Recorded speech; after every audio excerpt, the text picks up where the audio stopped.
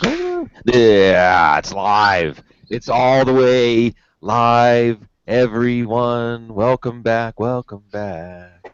Welcome back, welcome back, welcome back. Sim Bloom here, footballguys.com. Got the brain trust here. I hope everybody's blood is flowing now from that Thursday night game. What a Thursday night game. We're in mid-season form. Well, at least the NFL is. We'll see about us, Gene Bramall. Matt, I almost said Gene Waldman and Matt Bramall. So I'm not in midseason form. Welcome, guys. Welcome, welcome. We've got a lot to talk about. We're going to jump in. We got an hour here to get you caught up. And the biggest story, lots of things revolving around this Gene, Rob Gronkowski. And the part that you can help us the most with is what's the outlook here with him not being able to travel? Obviously, week 2 is not really a certainty, and even like the week he comes back, we'll play him, even snap counts or whatever. But how does this affect Gronkowski? And then for people who have Gronkowski, looking at long-term plans, Martellus Bennett looking at long-term plans, because this is not what we expected. No, I don't think so. As soon as we figured out or heard or were told that Gronkowski's injury was lingering into this week, it's become a 3.5 to 4 week injury, which means it's a minimum of a mid-grade strain, and those things can be 4 to 6 weeks before we see those guys return to practice and play. We don't know exactly what limited practice for Gronkowski meant this week, but I think it's a good sign. Usually when we get to the middle part of the season, we see these guys go through these soft tissue injuries. If it goes longer than a week, I usually like to see them have a week of limited practice in expectation that they'll get closer to a full practice the following week and play.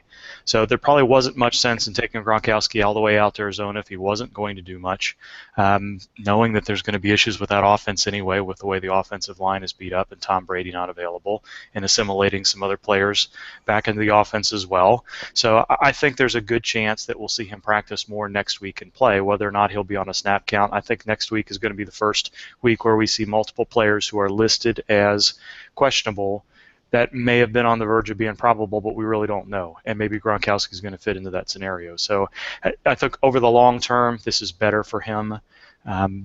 Rather than trying to fight through a couple of weeks where he's not 100%, you'd like to see him as close to 100% as possible before he returns. I think the big question for me this week, and I've been wavering on it, is can you trust Martellus Bennett without a whole lot of surrounding cast around him? Some of the things we talked about on Thursday is Arizona can pretty adequately cover the middle of the field with Deion Buchanan and Tyrann Mathieu and everybody else they have there.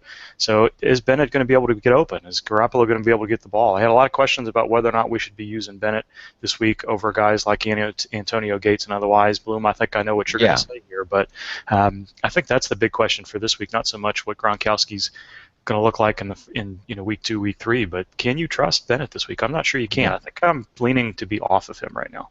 Right. Well, and we're going to play that game, Matt. Where you draw the line with Bennett, because I do still think.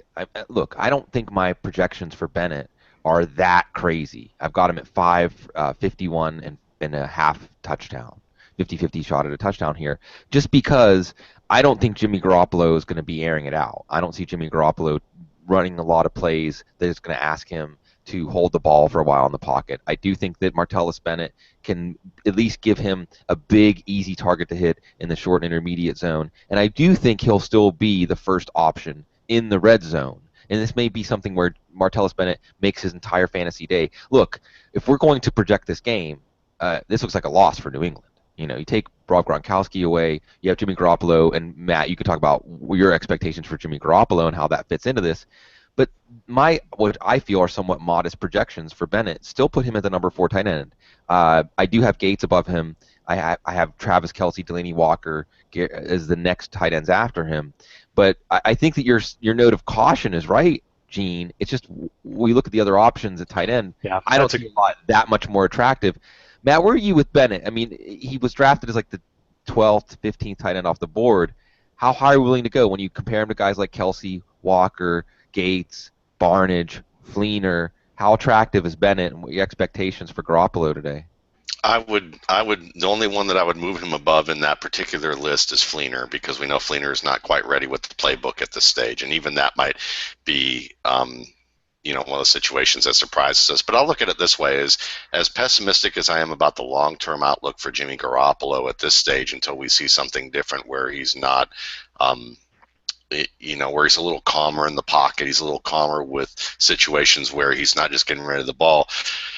You would have to think that with Gronkowski out, and again, it comes with that assumption of rational coaching, that they're going to make him a first-read player on a lot of these looks, and that he may be more of a reception magnet than he will be a yardage magnet early on, and that may be them moving him outside and having him paired against a corner and trying to get him paired against a corner rather than a linebacker or a safety, where he has a better chance to break a tackle and get yards after the catch, which is one of the things that he was the best at last year, is yards after the catch among tight ends. So Belichick is very good about moving tight ends around, but here's the other thing, that the corollary with that is, well, Garoppolo has a nice rapport with A.J. Derby, and I don't know if A.J. Derby is the third tight end on the depth chart, but whoever is, I would imagine that they may do more two tight end sets and go with their game plan. And maybe Derby's the recipient, that sneaky recipient of what we thought Martellus Bennett would be working with Rob Gronkowski this week. So those are some things that you're going to want to keep an eye out for. But I would say he's still a worthwhile, 7th through 12th range tight end. That's where I would put him. So Bennett, I don't know that many people that drafted Bennett and Gronk. For people who have Gronk and have to go to the waiver wire for their tight end, I'll toss some names. You can add some names. Names at the top of my list would be Jesse James, pew, pew, pew. Dennis Pitta, who is going to start. It sounds like his finger is okay. And Jared Cook. Can't forget about Jared Cook in Green Bay. Any of those three stand out to you, Matt, and anyone else you want to add to the list of, if you have to go to the waiver wire this morning for a tight end, some names you might look for? Yeah, and I actually like... James probably gives you some red zone potential and some middle of the zone. He's kind of a less experienced Heath Miller, but who's actually a great fit in the Pittsburgh offense, as opposed to Miller, who could stretch the field better than he was pigeonholed in. James is actually a perfect fit for being pigeonholed as this dump-off player who's kind of smooth and fluid. But you're not going to get a lot of upside from him. Cook obviously has great upside, but he's always had great upside, and you're staring at an abyss. Usually in one where balls bounce off his head and that kind of thing.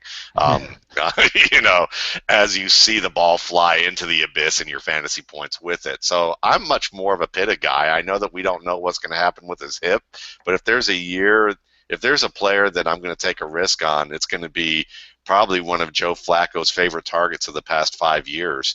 I would take that chance with him at this point and feel like if they're comfortable with him at this stage, why not? And Buffalo's a very aggressive defense, but I'm not always certain that Rex Ryan's defenses are as smart as they are aggressive.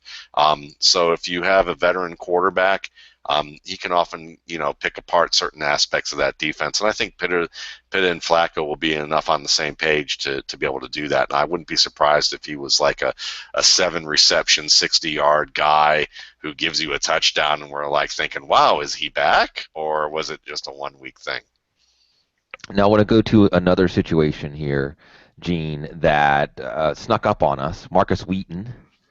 And correct me if I'm wrong, but it doesn't look like Wheaton's going to play tomorrow night. He's not playing. He's not playing. I think he's already been declared out, hasn't he? Yeah. So again, we're looking at Sammy Coates becomes an interesting guy here because even despite all the hype, he didn't really live up to it in the preseason. But now he's going to be pressed into action. Jarius Hayward-Bay's going to be pressed into action. That adds a layer to Jesse James. That adds a layer to Eli Rogers. But again, with this shoulder, give us a scenario where this shoulder, which wasn't at least on my radar going into this week, has made him out this early in the week. How long does this opening in the Steelers' offense for Coates, Hayward-Bay, Rogers, James to get more targets? How long does this stay open? Yeah, I don't think we know. I haven't seen any specifics on what the injury is, so it's hard to put a time frame on it, whether it's a labral thing or an instability situation, or shoulder, could be biceps tendon. It could be lots of different things. I think it's probable that you can be reassured that they were expecting him to play earlier in the week, but as you saw the week go on and him not being able to get back to practice, that became more of a concern. Maybe it's a short week thing the following week. I don't know. I think they probably would have preferred to have him on the field this week, if possible, on a tough road game. But hopefully we'll get a little bit, knowing it's Pittsburgh and Mike Tomlin, we're probably not going to get a lot more information, but probably the next little step is Monday press conference, Tuesday press conference in this situation, and Wednesday practice, but just not enough information yet for me to tell you where I think we're going to go there. So one thing you might be thinking about here, Matt, on Sammy Coates, is the idea that waiver wires are going to close when the games start today. What is the likelihood that Coates could do something Monday night that will make people wish they had picked him up with that last waiver wire second decision right before the game start today, just to see what happens? He will have that opportunity, a la Martavis Bryant. Hopefully, some deep shots, some screens, maybe some red zone work. Or do we think this looks like last year with Marcus Wheaton, when it was Darius Hayward-Bay who did more? Or is the answer Eli Rogers? You can go back to, if you have anything from RSP, it's the Audible, so we have a cat on the Hangout. So what do we think about the Steelers' pass offense without Marcus Wheaton? And is this something at all that affects your outlook for Ben Roethlisberger on Monday night? I think it's a wait-and-see thing, and it's one of those things that really, if you're looking at the end of none of us really know, and you're just going to have to take your chance with somebody that you feel good about. You have Coates has the highest upside because if you can get consistent as a route runner and pass catcher, you have a guy who's an unbelievable athlete. Then you have Eli Rogers, who is the hard worker, the technically proficient slot receiver who can run routes and make catches and be where he's supposed to be, kind of your Abradaris to Sammy Coates, Devontae Adams. And then after that you have Hayward-Bay, and you have guys who are reliable in terms of that what you're going to get from them, which is occasionally a big enough play that you can insert them as a bye week option, but nothing really more in terms of consistency. So to me, I feel like that I'm going to have to start getting a prop for this show, and your cat actually kind of signified it there, is I need to get a stick with a carrot and just hold it out there and say that, because really what it is that right now these guys are all teases. We don't really know, and you should just take your best shot on one. And I would say your best two shots are probably Coates and Rogers. If you don't like living with boom bust numbers and it's going to drive you crazy, avoid Coates and get Rogers. If you don't want your steady Freddy guy because you have like 8 million guys who can do that for you off the waiver wire, then downside-wise, you're going to want to avoid Rodgers and pick Coates. So on the other side of that matchup, Matt, again, thinking about end of the roster spots, not necessarily starting spots in your lineup, Josh Doctson, and Gene, let me ask you to weigh on this first. Josh Doxson's questionable, and he did, I think, get in a full practice before the end of the week. We were looking at him as somebody that would have a slow ramp up. And I don't want to invoke the name Odell Beckham and get people running in the streets with hysteria, but we have seen a situation like this. Doxson's not Beckham, but he's a very talented receiver and in a very potent pass offense. Should we revise our expectations for him much more optimistically? And maybe, again, this morning, you're looking at your roster, you have that one extra end of the bench spot to play with. Is Doctson somebody that should have a lot more consideration? Could we see him maybe even play Monday night? Probably not. I think if optimistic means dump the last guy off your bench to pick up Doctson as a speculative ad for 2, 4, 6, 8 weeks from now, and it could be that long. Yeah, but this has been going on since May. He's not been a part of the game plan process. He's not been a part of the practice participation much in OTAs, mini camps, training camp up until now. So it's nice he's back practicing, but he is going to have to be extremely healthy for a period of time to break into those practice reps and get more than just a handful of snaps during the game. I suppose it's possible he's active on Monday, but I think it's unlikely at this point. I think you're probably looking at a couple of weeks of him reconditioning, proving he can tolerate consecutive practices before they're going to give him enough reps to consider whether or not they can put him in the game plan the following week. So I think we're probably looking at week 3 to 4, barring injury to somebody ahead of him on the depth chart, before you could expect for him to run more than a handful of routes, much get more than a handful of targets. Matt, these are the kinds of moves that we look back on a month or two from now, and we see them changing our season. Josh Doctson was a player that if he had a healthy preseason, healthy offseason, we would have been really excited about him, no matter what the depth chart looked like, because he is that kind of talent, and he is in that kind of offense, with things at least trending in a positive direction compared to where they were, say, 2-3 weeks ago, a month, 2 months ago. What's the megaton on this bomb here if it does actually get deployed, Doctson in Washington's offense, based on what you saw and basically what we know with Cousins and what this offense can do? Well, I would advise Pierre Garçon, if this goes off the way that you're proposing, that hopefully he has some money saved so that that when he gets blown up onto a beach on Hawaii under an umbrella sipping a drink, because that's what could happen. Doctson is a good route runner, and he's excellent with the ball in the air. And when I say good route runner, what I mean is that he understands how to attack the ball after his breaks, which is something that a lot of receivers don't do a very good job of. He understands some little details that, I think that as long as he's conscientious and understands the offense, you get a player who they can use on fade routes and just throw the ball up and let him be an athlete. But he also is a good enough route runner that he can do the job. He was one of my 2 top receivers in the RSP this year. I wouldn't expect as Gene said and as you've said and we've talked about on Thursday, don't expect an Odell Beckham type repeat. But at the same time, he's the type of player that could easily eat into Garçon's carry attempts and targets. And I would see him as having upside where he could be a high-end wide receiver 3 for your roster if it all works out. Yeah, and we're looking at ceiling. And we're going to talk about this on the Waiver Wire show starting next Tuesday in my Waiver Wire report that comes out on Mondays. Ceiling, and Doctson's ceiling, talent-wise, and again with the surroundings, undisputed. He's the kind of player, Matt, just to put it in a distilled, quick, easy form to digest, he's the kind of player that can make a team tear up their plans for whatever his role was going to be and whatever the veteran's role is going to be. Yes, that's absolutely true, and that's why I'm saying Pierre Garçon could go the way of the dodo, because Garçon is a veteran who runs the right route, drops the ball occasionally, and used to be able to make plays after the catch. Doctson is an upgrade to that once he figures out how to play in the NFL, and I think that the transition will be a little faster than people expect. Yeah, tremendous athlete in addition to having skills married to those athletic traits, and there's any number of stories you can tell. Jordan Reed could get hurt. Deshaun Jackson could get hurt.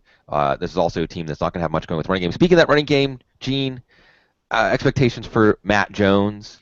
We saw him shed the yellow non-contact jersey. I believe he got a full practice in. He's questionable. We're going to talk a little bit about that whole designation. But any diminished expectations? Do you basically look at Matt Jones as if the last month didn't really happen? Yeah, there's a heightened re-injury risk with a shoulder and running back and a rugged style, but otherwise, what you drafted him to be, he probably should be on Monday night against the Steelers? Yes, I think so, because I think that Washington is going to want to use him as they expected to all along. They brought him back slowly through the rest of the preseason. He's been fully practicing for over a week. Yes, as we saw with Randall Cobb last year, there's a risk of these AC sprains taking a direct hit from a defender or falling on the ground and being aggravated. They'll try to pad him up, and hopefully it's not so significant where they need to harness him up, but they'll try to limit the risk of aggravation. Since he hasn't participated as much in practice since week 2 of the preseason, maybe there's going to be a little bit more of a committee split than we might have otherwise seen in a healthy preseason for him. But I think they're going to give him as many carries as the game plan and the game script works out to be, and I think that's going to depend on how Washington does overall. We talked a lot about these things on Thursday night, but as I thought through Friday and Saturday, I'm wondering if this one's going to be a little bit more of a shootout than we might have expected too, and I think that could possibly bode well for Matt Jones. Yeah, and as long as Ben Roethlisberger holds up his part of the deal, and sometimes you get a dud of a play from Roethlisberger on the road, Josh Norman and company, we'll see. Another GM, I'm going to go back to you for Chris Ivory, and the good news is he's going to play. The bad news is that, and Chris Ivory's one of those players, at the very least, we have to be open to the idea of the injury-prone label, or just being objective and looking at his injury history.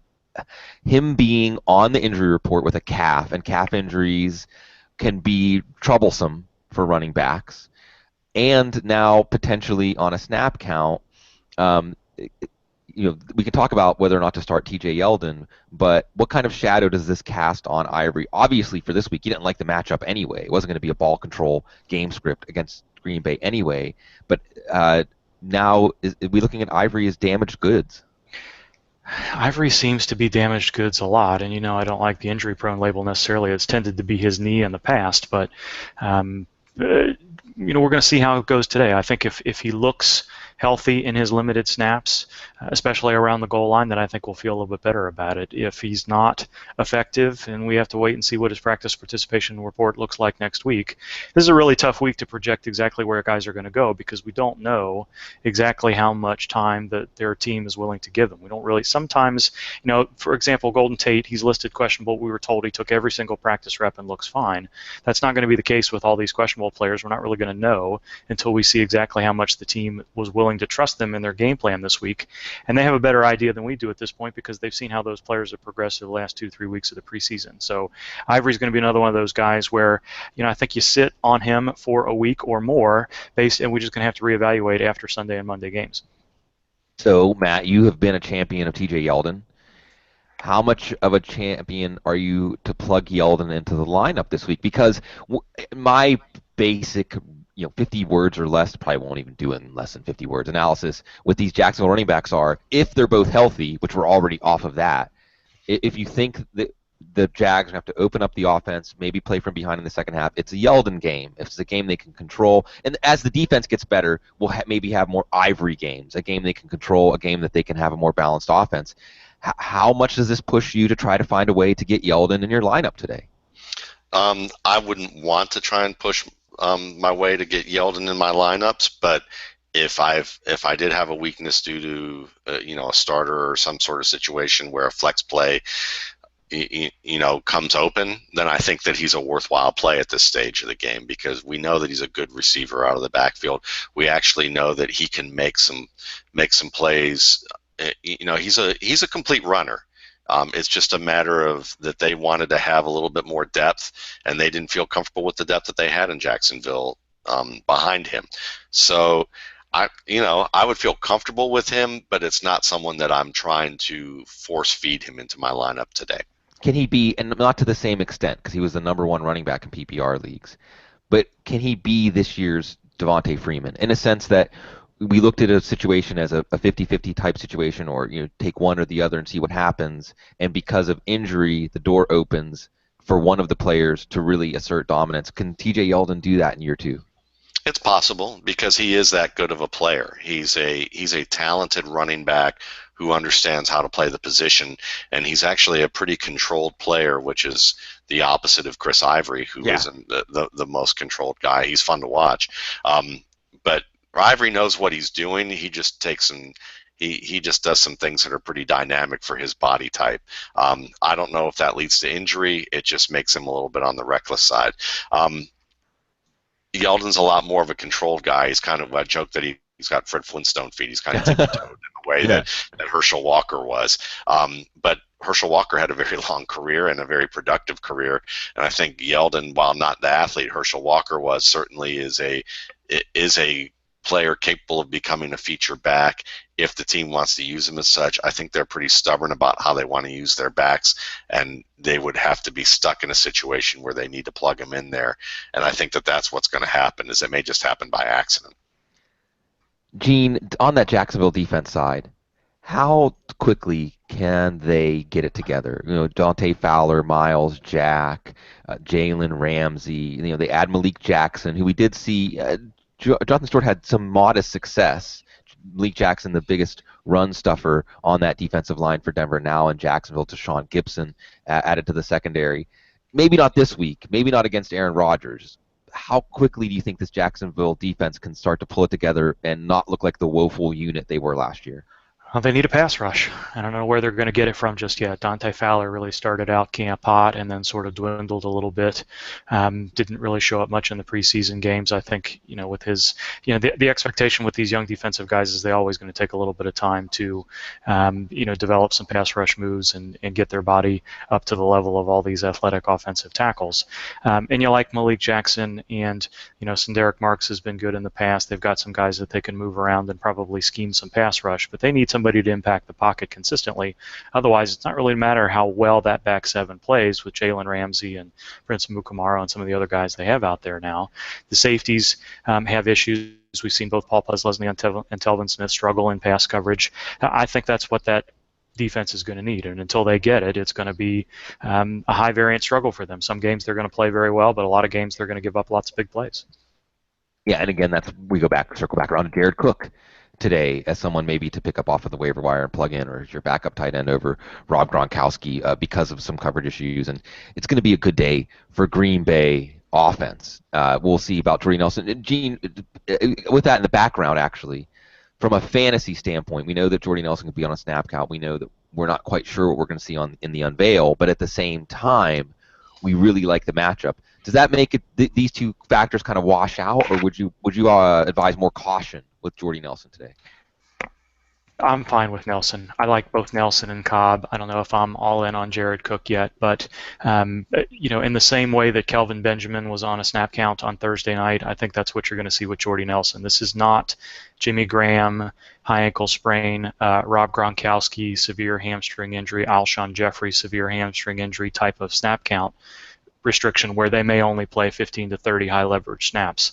If Jordy Nelson misses 5 to 10 snaps that he would have otherwise, I'll be surprised, unless there's something about his conditioning that gets to him on the road in Florida, in Jacksonville. I don't have much concern with Nelson at all. I think that offense is going to continue to flow through him. Cobb's going to look a little bit better because he's back and is in the role he was in the past and is healthy, but I wouldn't shy away from using Nelson today.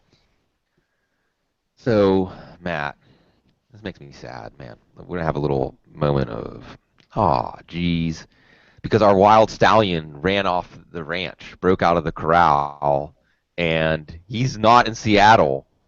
Jay Ajay, not happy. Arian Foster, here we are again. Do we like Arian Foster? I mean, and I'm going to qualify this, in PPR leagues, okay? Not in non-PPR leagues, although we saw him have a good goal line carry in the preseason. So maybe in non-PPR leagues, do we look at Arian Foster? Hey, you drafted him. This is, with the exception of the matchup and the way that the offensive line has come together. 4 offensive tackles and a backup center for Week 1. Taking that out of the equation, do we break ties in favor of Foster? You have him. He's an undisputed starter this week. What more could we ask for? Do we ask for him in our lineup? You made your bed, lie in it. That's the way I look at it. I mean, and I don't mean that always as a bad thing. Arian Foster is a great running back. He's a great running back. So we could look at the wild horse, but, if Seabiscuit's coming back, then we go ahead and take Seabiscuit, I mean, he came back from an injury. I was just watching that movie again last night. Nice. So, so we look at it this way. Arian Foster, if he's healthy enough to go, and you picked him as a mid-round back, and you don't have 2 other compelling options that are better than this matchup with a Seattle defense, then take your chances with Foster because he's a smart player. He's a good football player. He's healthy. So until he's not healthy, you ride him because we've seen what happens when he's healthy enough to go. That's what's so disappointing about him is that you're like, oh, I'm winning my league. And then 3 weeks later, you're like, oh, now I have a huge hole in my roster. Right. And that's pretty much what he gives you. So if you've drafted him in the 5th round, 6th, 7th round this year, then you're in good shape because you're going to be able to get a player who really shouldn't have put a hole in your roster in the first place. So let's play the game of who do you start Foster over, okay? And this involves some other potential players that we're going to have to discuss further. Foster or Spencer Ware? Spencer Ware, because the matchup's better. So, Gene, you're always very sober about this, okay? just stepping back and looking at Spencer Ware, and feel free to chime in on Foster if you want, because what we've seen with Ware was dominant in the preseason. We're not going to see Jamal Charles today, but Charkandrick West was put on the depth chart as the number one back. Andy Reid saying, well, sure, maybe Ware will get the first carry. You're painting more of a 50-50 type picture that we saw last year. So if you're weighing Ware against Foster, or you can use any other player you want as that yardstick, who are you looking at here? Are you advising more optimism for Ware just based on the way he played against San Diego last year, the way he played in the preseason, what we know about him as a player, whatever the plan is for Andy Reid? Or does the specter of a 50-50 type split, if you're weighing Ware against guys who we know won't have to deal with that, like Foster, like a Jeremy Langford, like a Ryan Matthews, and so on, are you saying be cautious with Ware? I think you have to be cautious with Ware, mostly because Andy Reid will sometimes zigzag in the middle of the game. We've seen that even when Jamal Charles was at his height, that sometimes we'd see Charles not get the number of carries that we thought. He would choose, Reid would, and it's not necessarily that Ware won't be on the field. Reid will choose to pass the ball and challenge guys like Richard Sherman and that pass rush and that secondary, in the past. So, when we've seen that sort of situation, I know that's not who the Chiefs are playing today, but that's the concern, is that Andy Reid does something different with the game plan. I'm not too worried about Ware himself. Arian Foster, that is where we are playing Seattle today. And if you're in a PPR league, I think Foster could easily get 10 targets today. I don't know how many rushes he's going to get, but you're looking at two relatively high variance situations, and Ware's got the best matchup of the group. I think he's got the better surrounding cast today, of everything else that's going on. I'm not too worried. I mean, Foster made it through 5 to 6 weeks now of consecutive practices without any issues at all. That's about as good a sign as you can get. Now, week 1's a little bit different than week 2 of the preseason.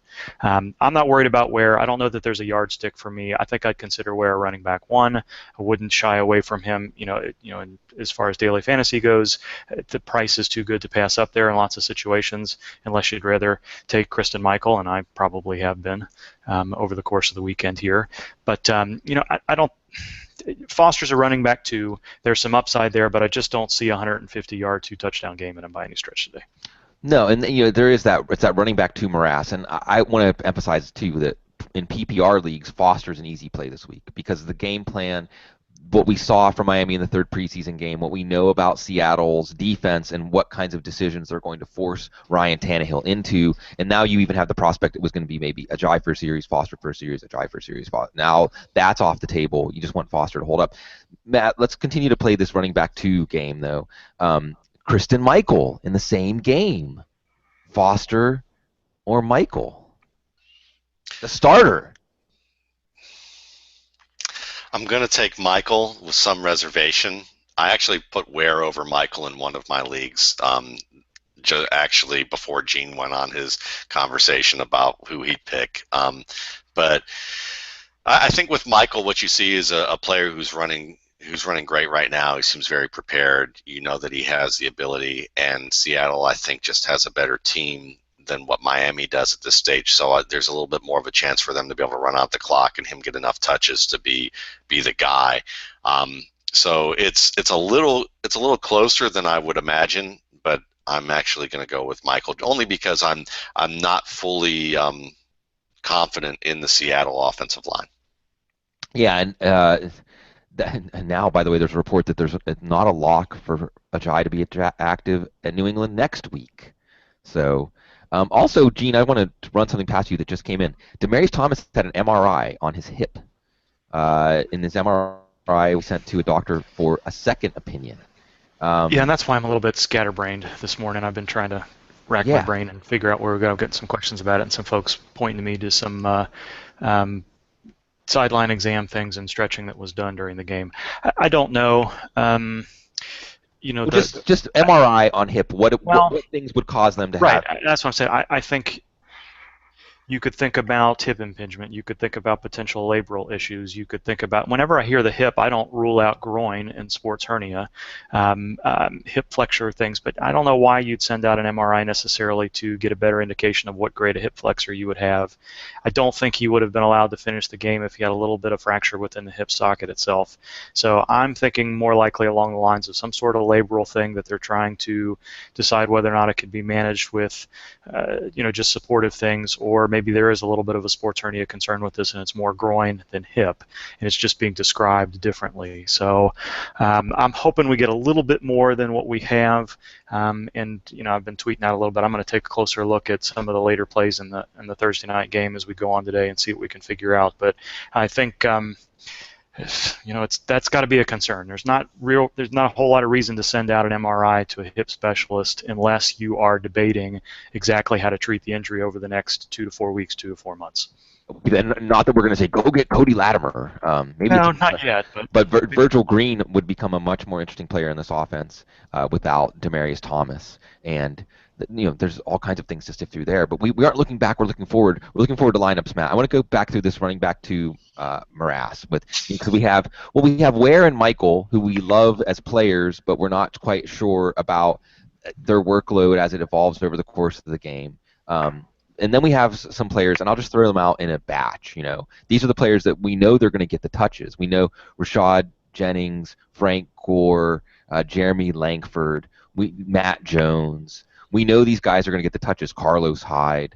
Do you tend to, in week 1, play it safer with the volume, or do we look at, with Ware and Michael, these are players that have momentum and have talent, and arguably, we'll see about the Seattle offensive line, but arguably also are teams set up on teams that want to make the running back, they want to see the running back finishing the game in the second half, home games and so on.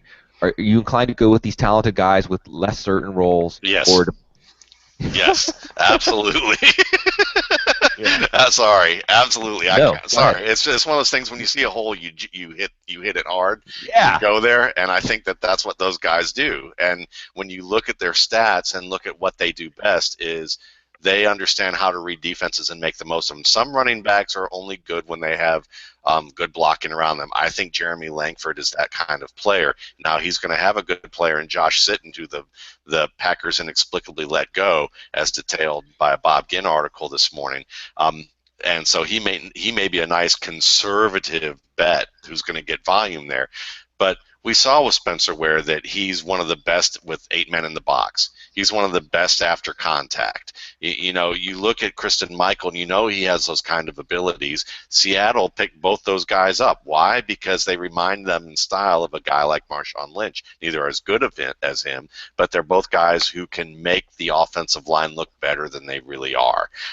And so for me, that's the type of back that I like. Matt Jones, you talked about, optimism about him or pessimism, and I say it's kind of like, is the glass half full, glass half empty? And I'd say you look at that Redskin offensive line, and I would say closer to empty. Yeah. So, I mean, for me, it's definitely, you take the chance on talent early. You can afford a loss in your first week. The worst fantasy owners are the ones who panic the most in the first 4 weeks. And I don't mean worst as in like you're bad, I don't want to talk to you. It's more like the least experienced. The least experienced freak out over the first 4 weeks and worry about what's going to happen every single week when they have a loss or they experience something bad. And this is the time you should be kind of exploring your lineups and looking at things. And if you believe in talent, you should focus on putting your talent on the field first and then figuring out whether that talent is clicking with their situation. Yeah. Yeah, talent set up for success, and I like that. I like the meta there, hitting the hole. Please take the ball and run with it.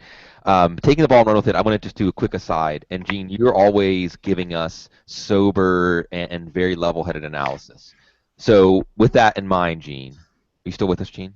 I am. Okay. Do you pick up? That's all right. That's right. I was just. I am rusty, man. It's week 1. No, it's good. I just wanted to make sure.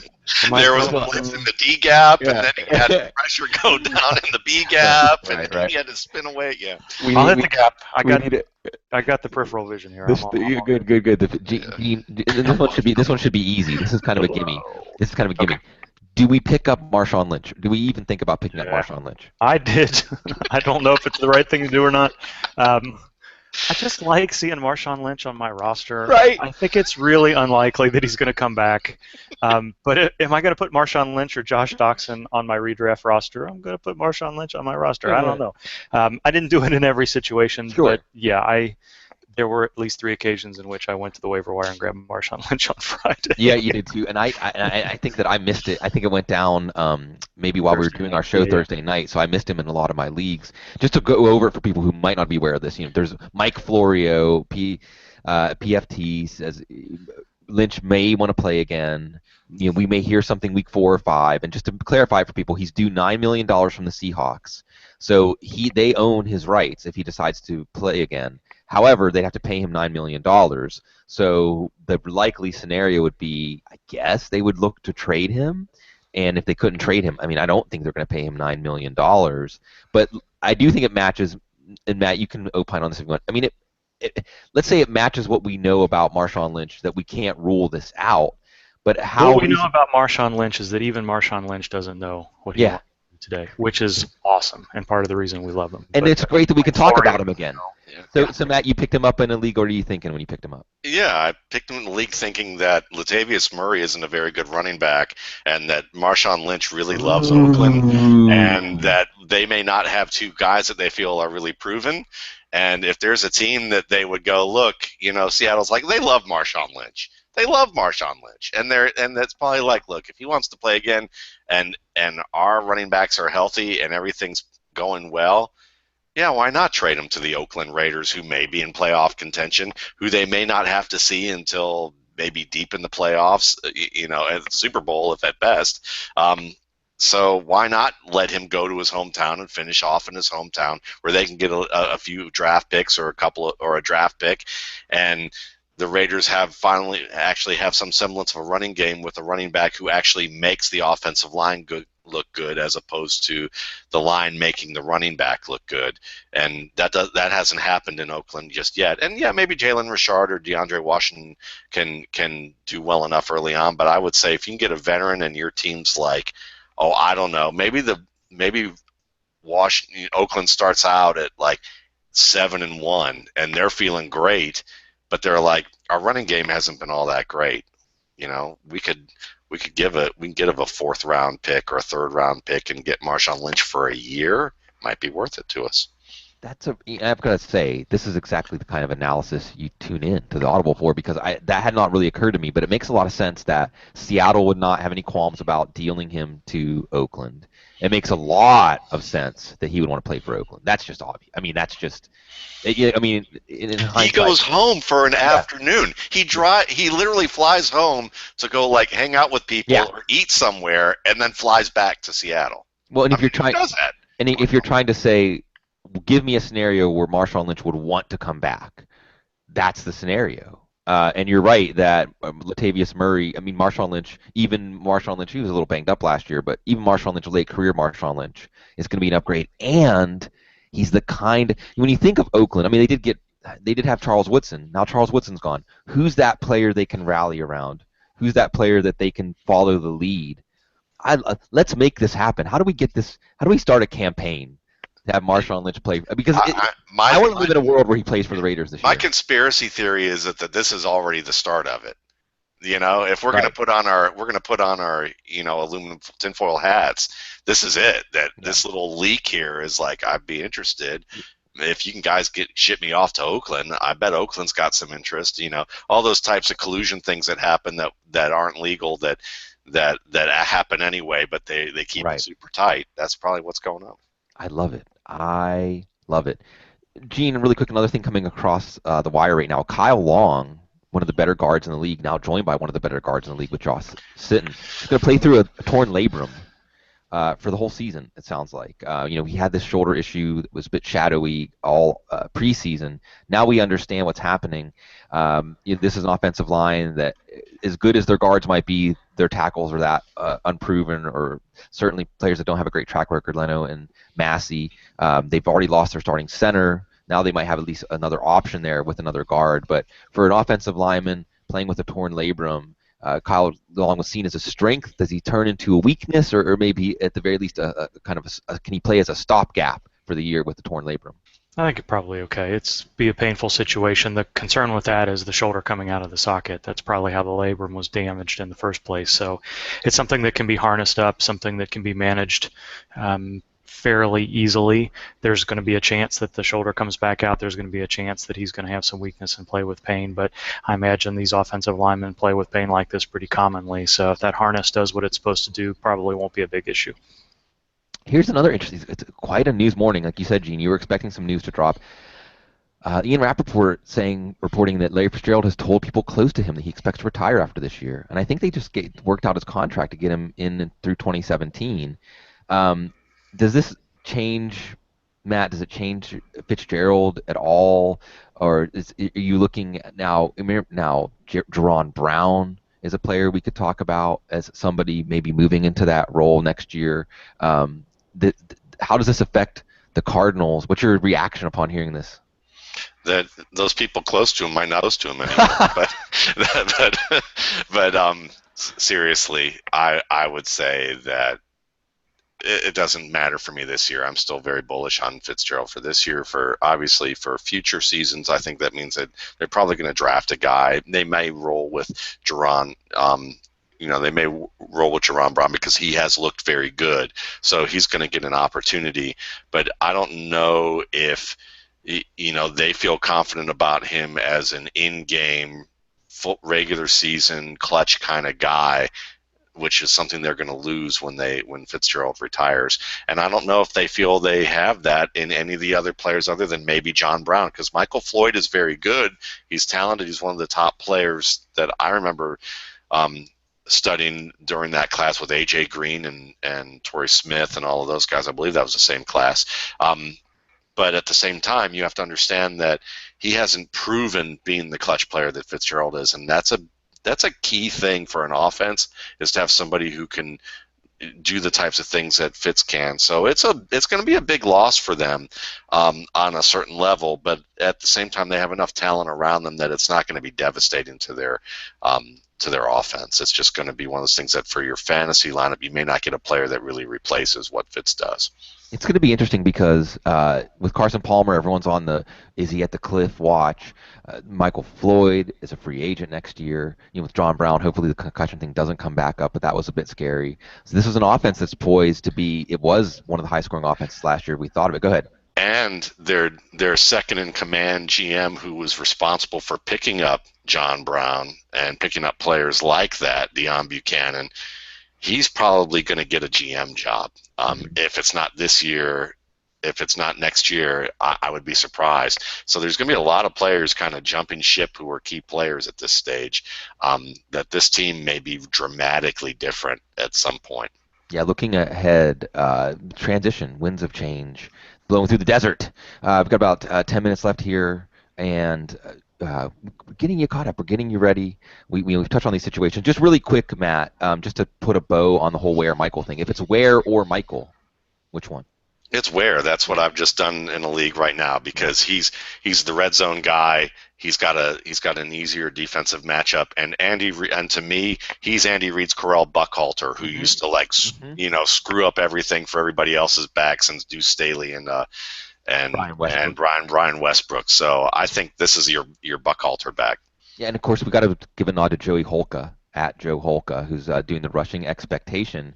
And months ago, and this is what's so great about Matt Harmon, reception perception, Joey Holka, and doing the rushing expectation. Basically, and what Matt Waldman started with RSP is going into watching a player cold, and that just means as much as possible without expectation. Speaking of rushing expectation, without an idea of I'm going to look at this player and this is what I think I'm going to see, and then being surprised, being very pleasantly surprised, and say those are the takeaways as an analyst that really stay with you, because you go back and you say, well, why isn't everyone seeing this? And often months later, everyone catches up to what you saw whenever you really put the player under the microscope. And Spencer Ware is not just a fringe player, as you've chronicled, Matt. He's a very, very good, very talented running back. There were questions maybe more about off-field things, or maybe even teams with that dreaded, is he a fullback, is he a running back? He's a running back for the Chiefs, and he's somebody that needs to be in your lineup. Let's to wind this up, let's talk maybe sleepers, fringe-type players. Starting at quarterback, Gene, I'm just going to toss some names at you, and you tell me the one that you want to catch and maybe put in your lineup. From some sleeper type quarterbacks today. Robert Griffin III against Philly, we talked about a bit on Thursday night. Brock Osweiler against Chicago in their ragtag secondary. Joe Flacco, who's going to be throwing to Dennis Pitta. And do you like any of these guys, Griffin, Osweiler, Flacco, as somebody that you could have taken probably outside of the top 20 quarterbacks, or somebody you would look at as a cheaper DFS option coming in with one of the bigger games this week? Osweiler. I'm not going anywhere near Robert Griffin III this week. Philadelphia's front is too good. It's just not. I'm hoping that we see a different RG3 than we did 2 or 3 years ago, but this isn't the week, I think, to bet on that happening. Uh-oh. That's laughing at me. I don't want to go with the case of the giveaway. I can tell you. I can tell you real quick. It's just that this is Xanax translation for Gene is like so excited that Brandon Graham is finally free that he can barely contain himself against the Browns. This is like one of his family members getting out of jail. Yeah. I mean, he's throwing the party. They are having the picnic. They are going to be doing some dancing. This is going to be a big day for the Gene Bramwell Free Brandon Graham campaign. It is. I like Penny Curry a little bit too. The wide 9, Connor Barwin, and the 4 linebacker rotation. It's going to be a good one. Robert Griffin the Pinata. Yeah. I still have some optimism because of Jackson, because of the offensive line, but we'll see. We've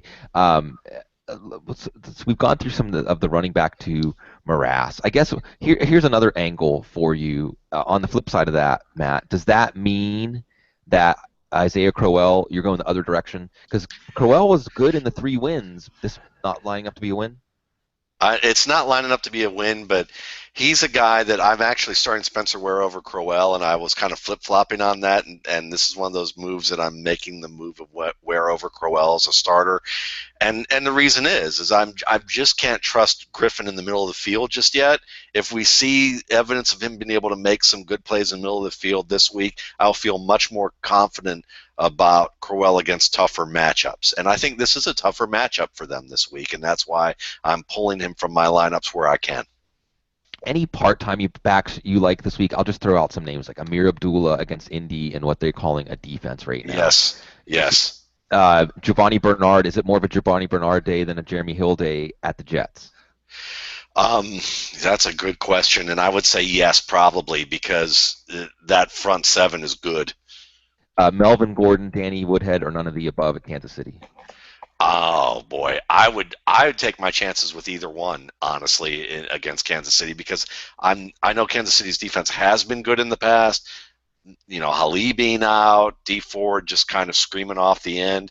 You have some opportunities there for some big plays, and we saw what Phillip Rivers was able to do against Minnesota's defense in the preseason with making those types of calls. We have a smart quarterback who can switch things up and put the running backs in position to win. Both those running backs can do that. I want to move on to wide receiver and just talk about some of the players that maybe we would have been more excited, but for one reason or another this week we may be lowering expectations. Stephon Diggs was somebody that you would have been really happy if nothing happened to Teddy Bridgewater again. Moment of silence. What do we think about Diggs with Sean Hill? What do we think about Diggs and what should have been a good matchup against Tennessee? Jason McCourty's back, but is Stephon Diggs? Let's say you had to weigh like Stephon Diggs against someone like Tajay Sharp on the other side of that matchup. Weigh in on these two guys, maybe with their offenses going in different directions. Yeah, I mean, I think that's a really good one, and that's probably the line where you're going to have the most confusion with. And to me, I look at it this way: is which one's the better route runner? Diggs is probably the better route runner right now. Which one is going to probably have to throw the ball a little bit more? That depends on how you see the game script going from this situation. I I honestly think that Diggs is a guy that you shouldn't overthink. I would still start him over Sharp this week, and whereas I saw Diggs as a sneaky number 2 with Teddy Bridgewater, now I see him as kind of a mid-range wide receiver 3 with whoever they throw at quarterback out there, as long as it isn't a guy who was more of a runner than a thrower. And they have 2 quarterbacks now who are very much pocket passers, means that their timing should be good enough that he can still give you wide receiver 3 numbers and pretty consistently, and he may end up being a buy low for you by week 3, week 4, because people are like, well, he doesn't have that much upside, when in fact it's only going to get better if the timing's only going to get better, and they're only going to get smarter working together. As we wind up here, Matt, give me a few players that you're going to be watching closely today, not necessarily in your lineup, maybe not even on your roster, but some players that, as you watch these offenses line up, you're going to pay closer attention to because you're looking to fill out your file so you know how you're going to proceed with them. Yeah, I mean, obviously it's going to be the rookie situations. Carson Wentz in Philadelphia, how's he going to do, and how's that going to impact the receivers in the running game? That's going to be a very interesting question. And whether or not Lane Johnson will actually be a player who will start more than a week after this whole test fiasco that they had, because he's playing this week. And that makes the offensive line much better, as Matt Batante chronicled in his offensive line notes at Football Guys. So that's one. I'm wondering if Charles Clay is going to actually be the beneficiary of the memo that the staff tried to send to Tyrod Taylor all offseason about looking to him when the first read isn't open, and how wide open he was all over the place. I think Charles Clay could be a sneaky option there, so I'm looking at him. I'm wondering whether or not Jacob Tamme may be the guy in Atlanta right now, but I wonder if we're going to see a lot of Austin Hooper off the bench, and whether he gets some of those key situations, because they were targeting him a lot in the preseason, and I felt like they were trying to target him in key situations, and he did reasonably well when they were accurate with throwing the ball. So those are some of the guys right off the bat that come to mind for me. How about you? Yeah, well, Carson Wentz, just all these quarterbacks, right? Carson Wentz, Dak Prescott, just understanding expectations for these offenses.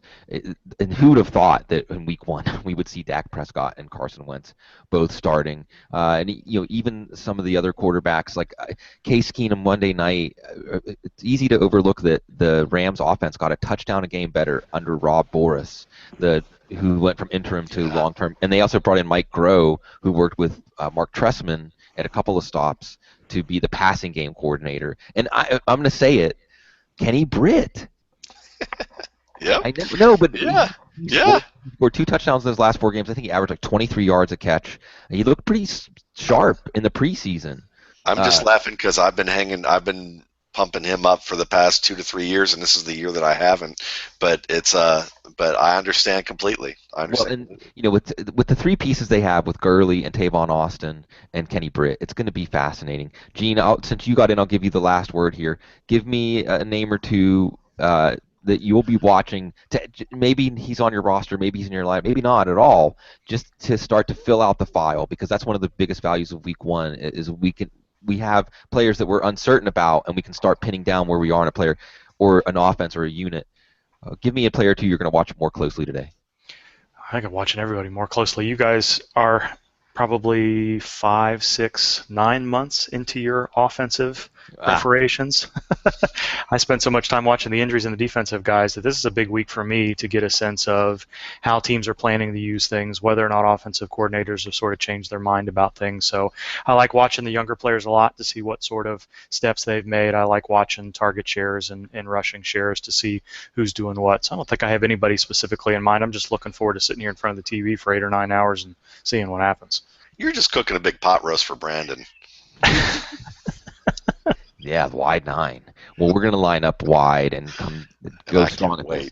Yeah, this is fantastic. And this is the week until we get to like week 17 when fantasy football's over. This is the week that we do most sit back and let it wash over us and really be able to pick out those key takeaways, actions in the first few weeks of the season, trades, adds, drops, are the biggest moves usually in hindsight. And we're going to be here with you every Sunday morning, every Monday, Tuesday, Wednesday, Thursday. We're going to be with you. We love this. We love this journey.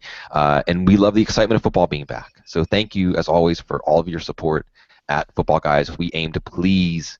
It's our pleasure and privilege to serve. Of course, you're following Gene Bramwell. Check out the injury expectations. Subscribers, you're going to get everything you need. Matt Waldman at Matt Waldman. I'm at Sigmund Bloom. And we're excited for the NFL. I'll check my fantasy lineups tonight, but I'm going to enjoy this. I hope you do too. And we want you to enjoy it always because you stay classy.